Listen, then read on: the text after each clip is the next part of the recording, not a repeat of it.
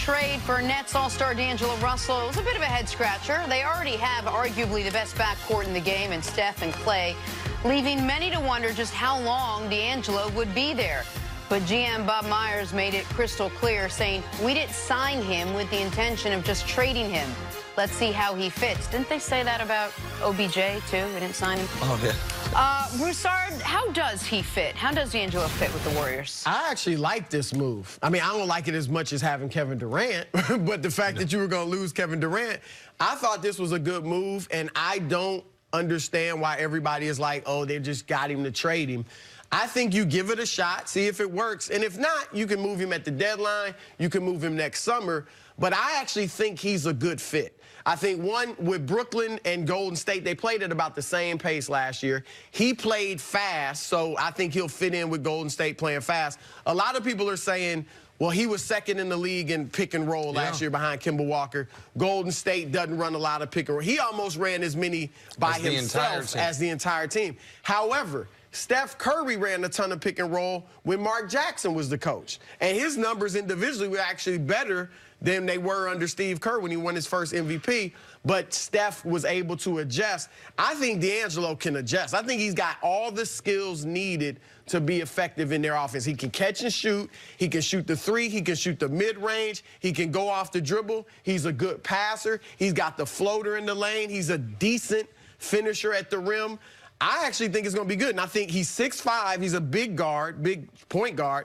But you could play he and Steph together in the backcourt, and when Clay gets back, I think you can play Clay at the three. Now, defensively, it'll be some challenges, but I actually think offensively they can work well together. So they will have, even when all three come back or when Clay comes back, height-wise, they'll be okay because Steph is bigger than people give him credit for. He's almost 6'4".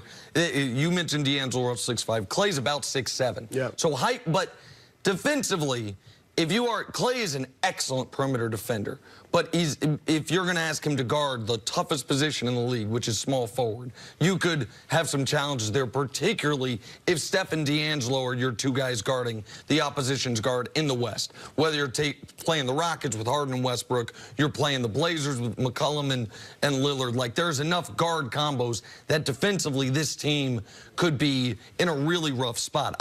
I understand why they did it.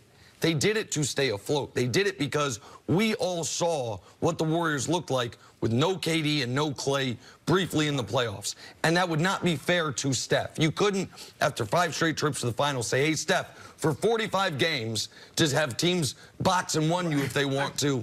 And so, and to get an asset when Kevin Durant's walking out the door, I understand.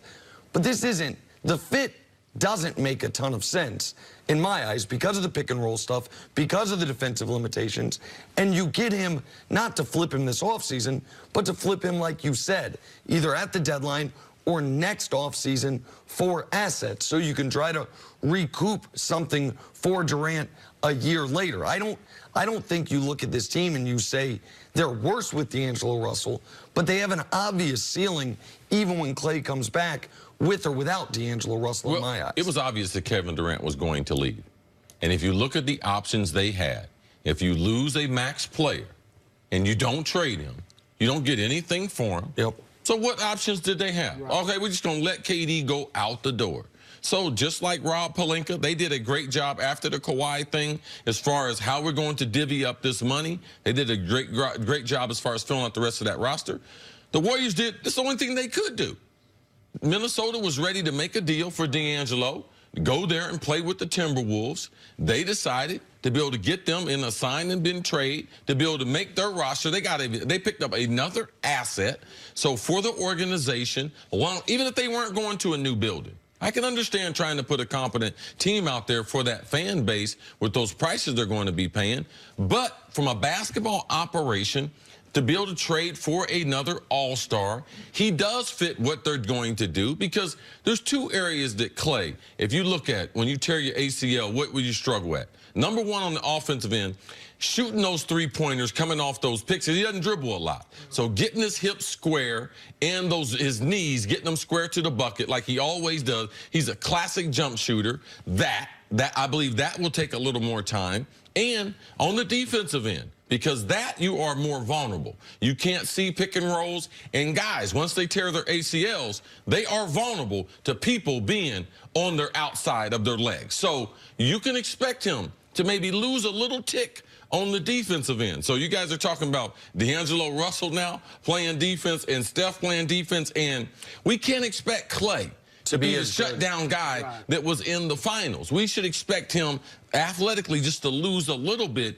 until the following season where he'll be closer to 100%. I actually think when Klay is 100%, if this is the team with Klay, I think they're the third best team in the West. Wow. I really do. I think people, now I don't think they could beat the Clippers or the Lakers right now, even with Klay. But I think people are writing them off way too early. I think their system, I mean, again, they didn't always have Kevin Durant. And they still won the championship and we're a great team. I agree. Listen, and I have said for a long time that I thought that Warriors, absent of Durant, were a championship level team. But they didn't just lose Durant. They lost their depth. They lost Iguodala. Livingston wasn't good for them last year, but Livingston was good that 73-win season. But they added, kept Kevon Looney, Willie Cauley-Stein. Like, if they have Stein, Willie Cauley-Stein, Draymond Green, and a healthy Klay on the floor, that's three good defenders once Klay's healthy. You can protect. Now, again, the backcourt's not going to be good defensively. But you can get through the regular season with that defense. Yeah, they can't protect the rim. I mean, Willie Cauley-Stein has been a disappointment in Sacramento. He's come over. Wasn't a whole bunch of teams had interest in him.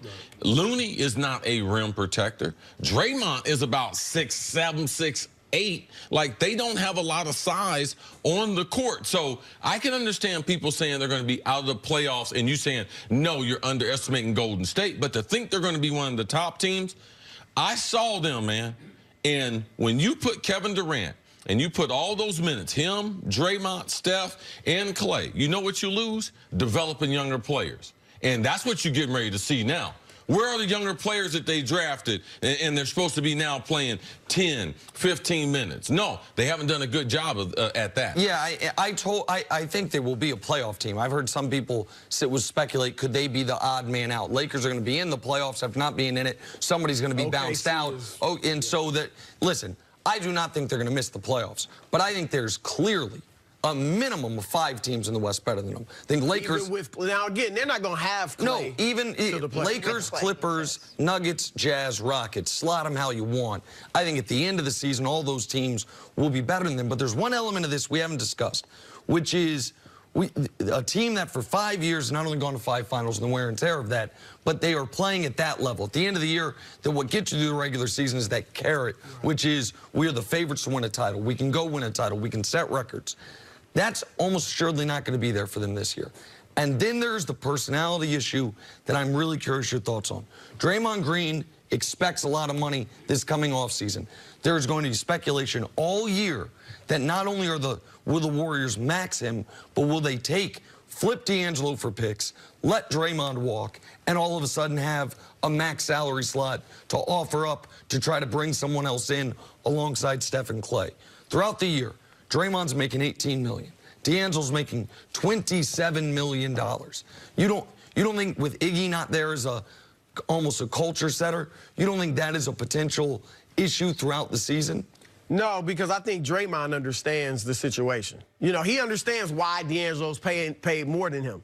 And I think, look, Draymond's in a contract year.